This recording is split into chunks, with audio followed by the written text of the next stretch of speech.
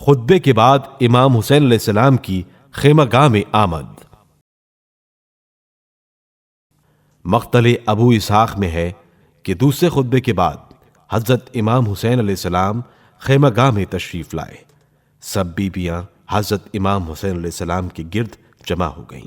آپ علیہ السلام نے فرمایا، ان قریب وہ وقت آ رہا ہے کہ میں تم سے ہمیشہ کے لیے جدا ہو جاؤں گا، بس میری تم سے یہ وصیت ہے کہ میری شہادت کے بعد تم میرے ماتم میں گریباں چاک نہ کرنا، منہ پر تماچے نہ مارنا اور اپنے رخساروں کو مجروح نہ کرنا۔ اس کے جواب میں حضرت زینب علیہ السلام نے عرض کیا، آپ تو اس وقت ایسی باتیں فرماتے ہیں جیسے آپ کو اپنی موت کا بالکل یقین ہو چکا ہے۔ فرمایا، ہاں ایسا ہی ہے۔ یہ سنتے ہی جناب زینب علیہ السلام دھاڑیں مار مار کر رونے لگیں۔ حضرت امام حسین علیہ السلام نے فرمایا، اے بہن صبر کرو، دنیا میں ہر شخص کے لیے فنا ہے، صابرین کا درجہ خدا کے نزدیک بہت بڑا ہے۔ حضرت زینب علیہ السلام نے کہا، اے بھائی، آپ ہم کو لے کر کسی اور طرف کو نکل چلیے تاکہ آپ کی جان بچ جائے۔ آپ علیہ السلام نے فرمایا، اے بہن، اگر ایسا ممکن ہوتا تو اپنے کو اور تم سب کو اس مصیبت میں کیوں ڈالتا؟ اس کے بعد اسی مقام پر دم بھر کے لیے لیٹ رہے۔ نیند آ گئی، بیدار ہوئے تو جناب زینب علیہ السلام سے فرمایا، میں نے ابھی خواب میں نانا جان کو یہ فرماتے سنا، اے فرزند، تھوڑا اور صبر کر، اس کے بعد تو ہمارے پاس ہوگا۔ یہ سنتے ہی اہل حرم میں کوہرام بپا ہو گیا۔ حضرت امام حسین علیہ السلام سب کو صبر کی تعلیم دے کر باہر تشریف لے گئے۔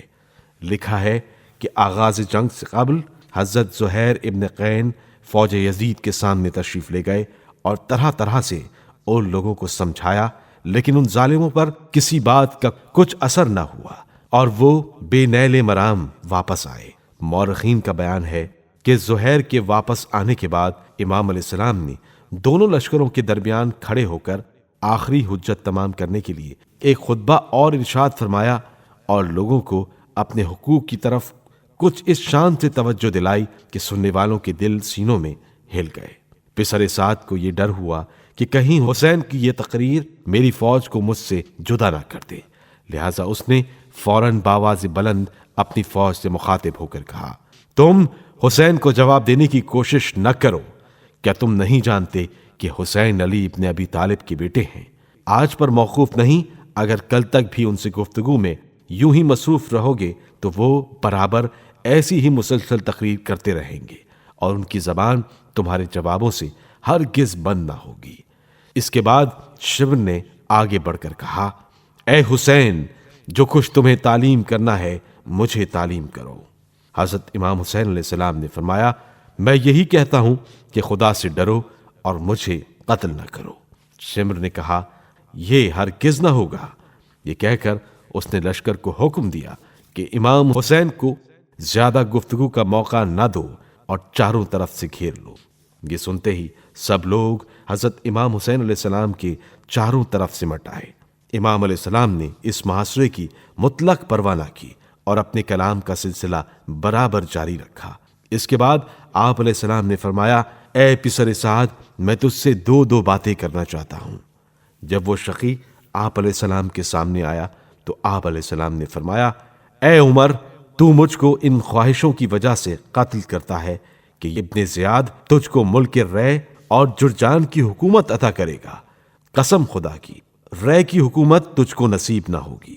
میں تجھ کو یقین دلاتا ہوں کہ میرے بعد تجھ کو دنیا و آخرت میں کوئی حصہ ملنے والا نہیں۔ میں دیکھ رہا ہوں کہ کوفے میں تیرا سر نیزے پر نصب ہے اور بچے اس پر پتھر مار رہے ہیں۔ آپ علیہ السلام کی یہ باتیں سن کر عمر سعد کو غصہ آیا اور لشکر کو پکار کر کہا، اب ایک لمحے کی دیر نہ کرو اور حسین اور اصحاب حسین کو اپنی تلواروں پر رکھ لو، یہ تمہارے لیے ایک لقمے سے زیادہ نہیں۔